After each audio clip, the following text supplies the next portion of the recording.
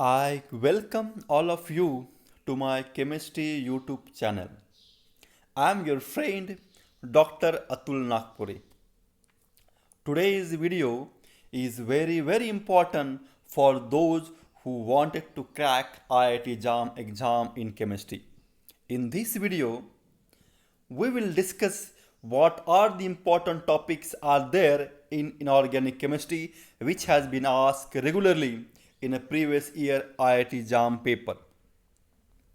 If you look at the syllabus of inorganic chemistry, one thing you might have realized that syllabus is big and vast. But if you wanted to clear IIT-JAM exam with a good score, you need to be play smarter and has to give your maximum efforts on the topic which has been regularly asked. So in this video, I will give a complete highlight of the topic which are very important for IIT-JAM chemistry. So let's start our discussion. If you see the inorganic chemistry syllabus, first thing will comes in your mind, that is the periodic table and the periodic properties of the element. This topic has been regularly asked from the year the IIT-JAM exam is launched. So if you take the overview of these topics, it includes the Pauli's exclusion principle, Hunt's rule, above principle. These rules are very essential if you wanted to discuss the electronic distribution in the particular atom.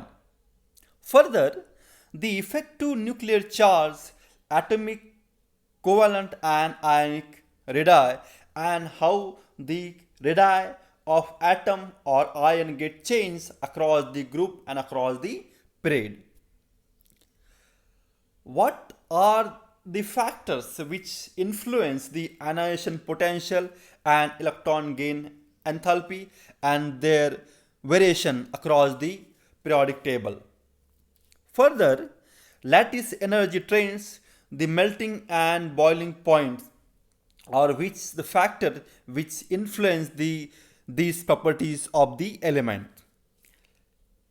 Similarly, electronegativity, acidity and basicity, ionic nature, metallic and non-metallic nature, solubility and density. So if you look at all the topics, these topics has been regularly asked, and if you take a particular paper of 1 year, one thing you will realize, minimum 2 to 3 question has been asked only on these topic which now I discuss. It can be annihilation enthalpy, lattice energy, ionic nature, acidity and basicity and so on. So if you need to understand this concept in a depth, and I'm giving one suggestions for all of you who wanted to understand these properties. The first thing is that you have to know the location and the exact position along with this electronic configuration of the element, because if you don't know the exact positions of element in the periodic table, it will be very difficult for you to discuss these properties.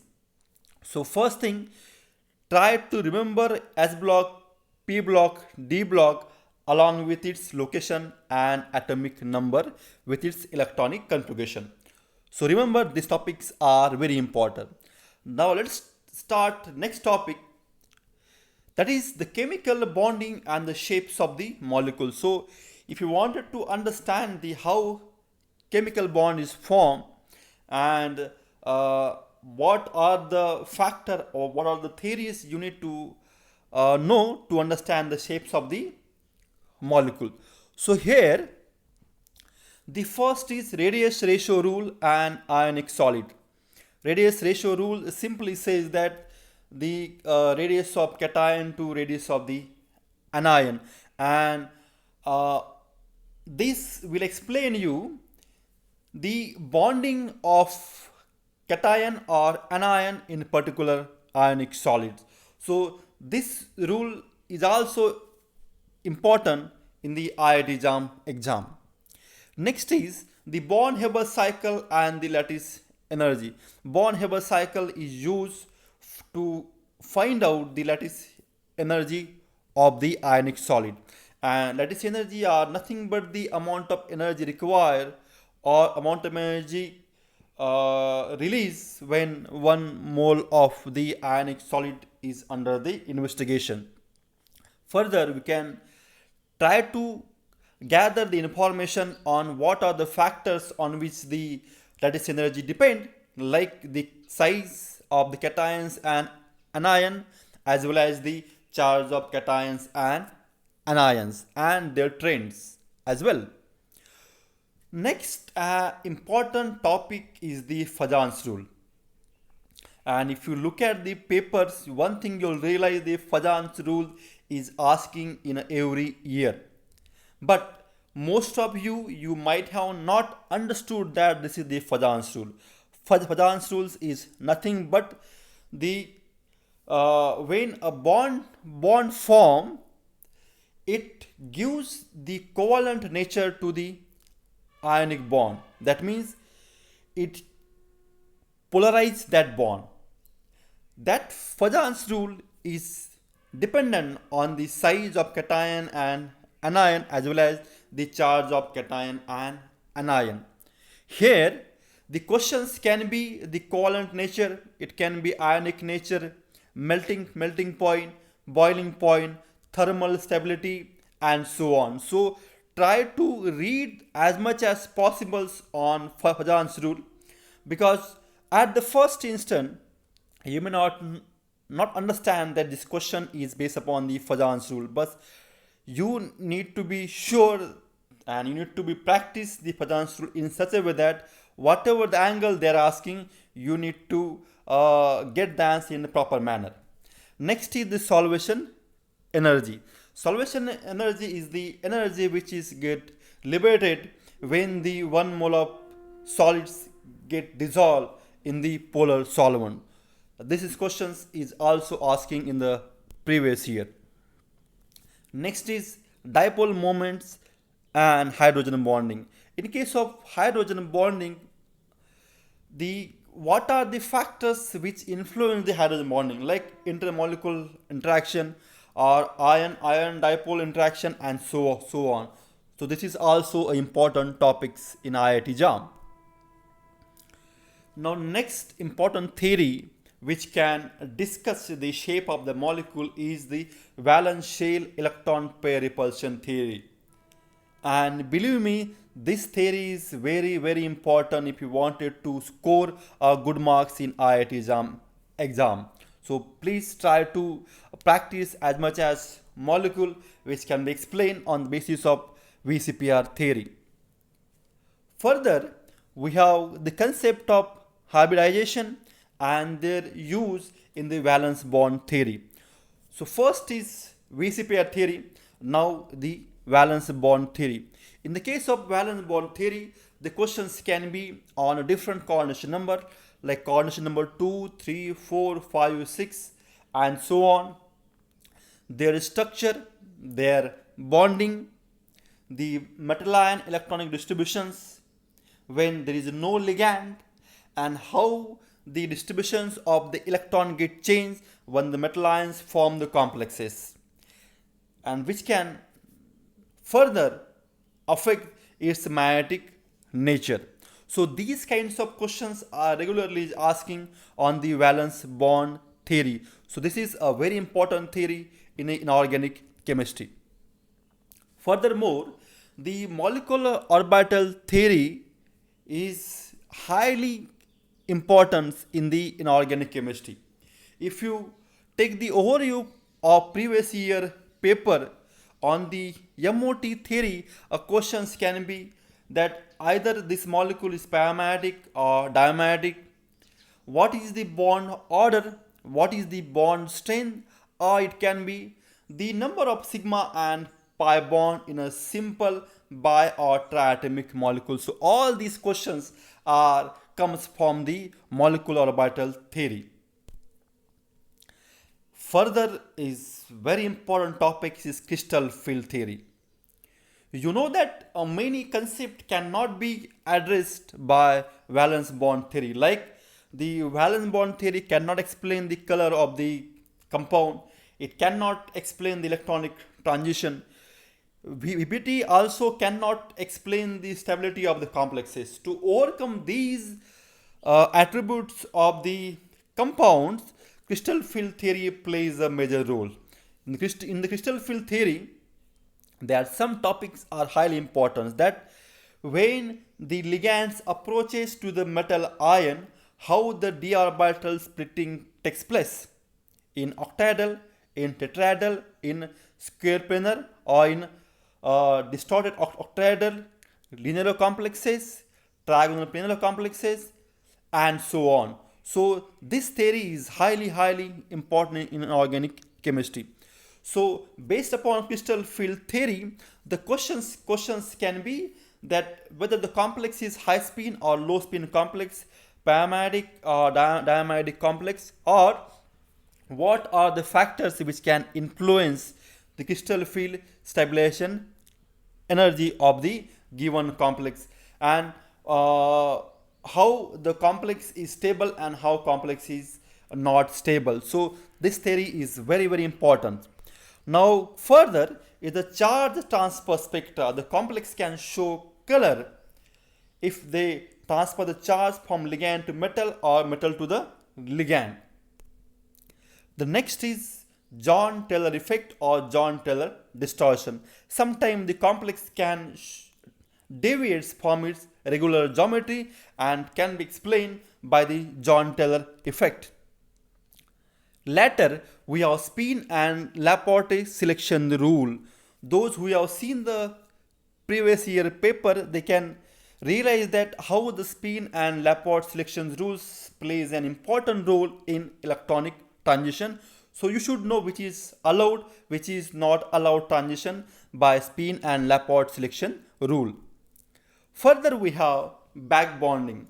So if the ligand gives electron to the metal, that gives the sigma bond. But in a pi bonding, what happened? The metal transferred the electron to the ligand, that called as a pi back bondings. And there are many ligands like carbonyl, like nitrosyl, like pyridine. They exhibit the back bonding characteristics. So these are very important topics. Next we have labile and inert complexes, 18 electron rule, term symbols, hard and soft acid and base principle. Based upon that, we can suggest which complex is stable or not stable. By this principle, hard acid and hard base form the stable adduct.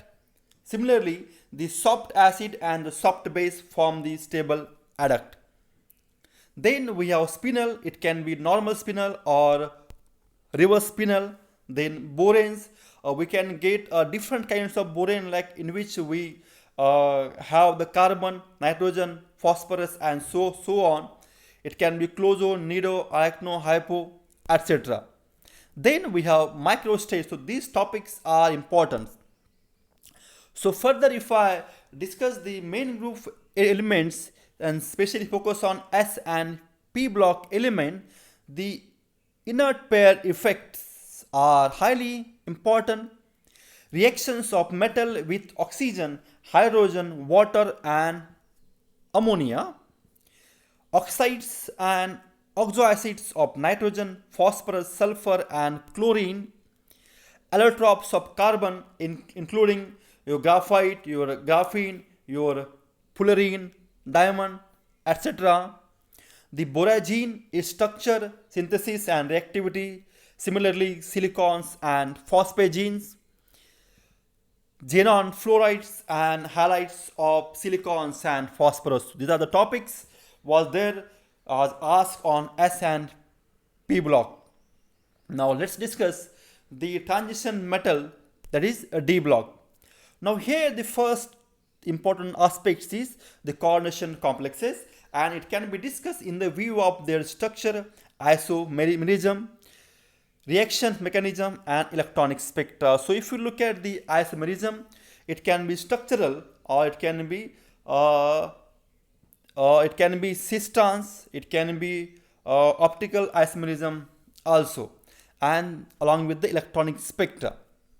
Further, we can use the valence bond theory, molecular orbital theory, and crystal field theory to explain the structure, the color, and the magnetic properties of the metal complexes.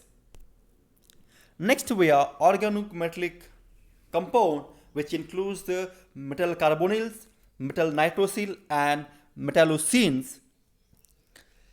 Then we have homogeneous catalysis, and especially we have in the syllabus Wilkinson catalyst.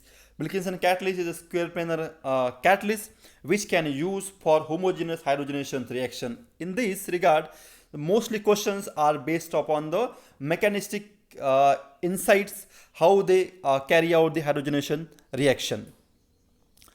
In the bio-inorganic chemistry parts, we have essential and the trace elements of the life.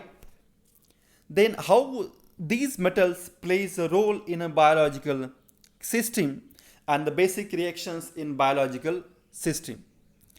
Later, we have myoglobin, hemoglobin, vitamin B12, hemerythrin, hemocyanin, and cytochrome C.